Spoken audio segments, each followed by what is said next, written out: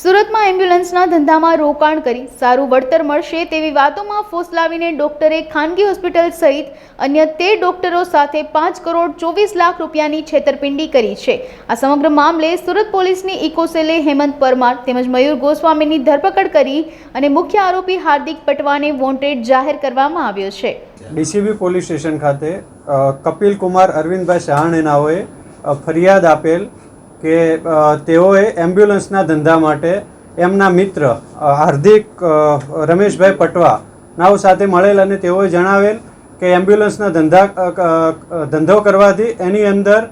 50% ફાયદો રહે છે, રોકાણ કરશો તો એમાં 50% ફાયદો રહેશે અને 2 વર્ષની અંદર તમને તે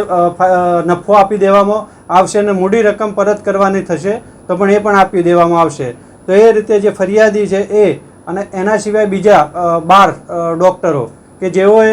તેમને રૂપિયા રોકાણ કરેલું એમ્બ્યુલન્સના અંદર, તો સમય જતાં એમને ઉઘરાણી કરેલ તો એમ્બ્યુલન્સ બી નહીં આવેલે। તો પછી ત્યારે આમને જે ફરિયાદીને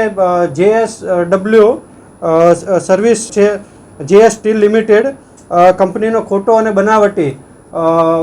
કોન્ટ્રાક્ટ બતાવેલો કે જે અમારે 8 એમ્બ્યુલન્સ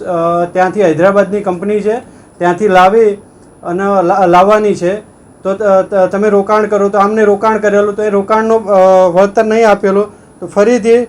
એમને કહેલું તો એમને એક નોટરી કરી આપ્યો કે અમે તમારા જે રૂપિયા લીધેલા છે તે રૂપિયા પરત આપી દઈશું। પરત નહીં આપતા એમને એપ્લિકેશન આપેલી, એપ્લિકેશનના બેઝ ઉપર ગુનો દાખલ કરવામાં આવેલો। સનરાઈઝ એમ્બ્યુલન્સ પ્રાઇવેટ લિમિટેડ કરી અને એની અંદર છે